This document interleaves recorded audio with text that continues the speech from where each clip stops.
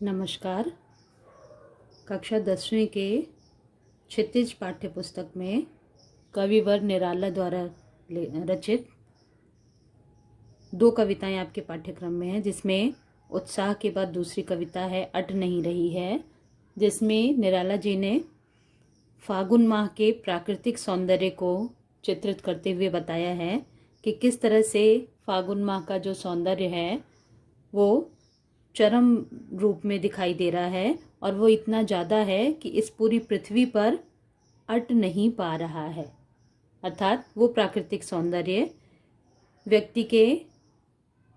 मन में, तन में किसी भी तरह से वो समाहित नहीं हो पा रहा है। वो उसमें यानी मनुष्य के शरीर रूपी पात्र में और इस पृथ्वी पर ये फागुन माह का जो सौंदर्य है, अट नहीं रही है आभा फागुन की, तन सट नहीं रही है। अर्थात फागुन माह का जो सौंदर्य है वो इस पृथ्वी रूपी पात्र में समाहित नहीं हो पा रहा है और ना ही उसका जो सौंदर्य है, जो सुगंध है, वो मनुष्य के शरीर में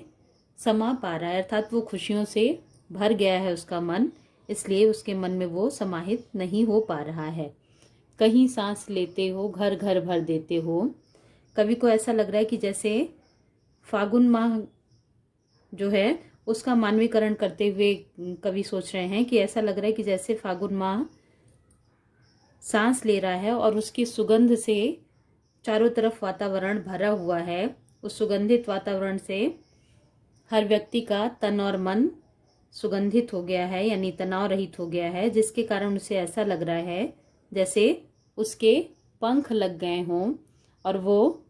आकाश में उड़ने के लिए तैयार हो गया है। यानी जैसे चिड़ियों के पंख लगे होते हैं, पर यानी पंख पर कर देते हो, यानी व्यक्ति तनाव रहित हो गया, जिसके कारण उसका मन प्रफुल्लित है और वो खुश होकर के पक्षियों की तरह, चिड़ियों की तरह आज़ाद होकर के विचरण कर रहा है। आँख हटाता हूँ तो हट नहीं रही है। और ये जो फागुन माह का सौंदर्य है वो इतना अधिक है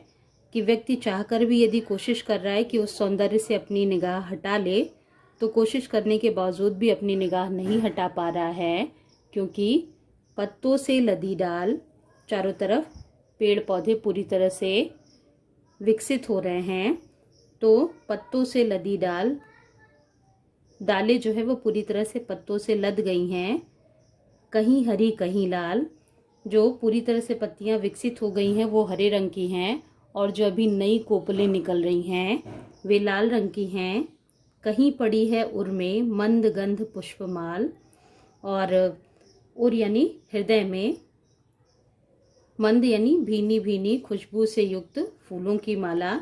यानी प्रकृति में चारों तरफ फूलों की बहुतायत होने के कारण लोग उसकी माला बना करके अपने गले में धारण कर रहे हैं। जो कहीं पड़ी है उर में मंद गंध पुष्पमाल, जो लोगों के हृदय में भीनी भीनी सुगंध से युक्त होकर के फूलों की माला उनके गले में पड़ी हुई है। पाट पाट शोभा श्री पट नहीं रही है, यानी प्रकृति के प्रत्येक कण में जो फागुन माह का सौंदर्य है वो भरा पड़ा हुआ है, जो इस पृथ्वी रूपी पात्र में अट नहीं रहा है, यानी इस पृथ्वी रूपी पात्र में समा नहीं पा रहा है, जिसके कारण व्यक्ति का तन और मन पूरी तरह से प्रफुल्लित है। इसमें पर और घर घर, इनमें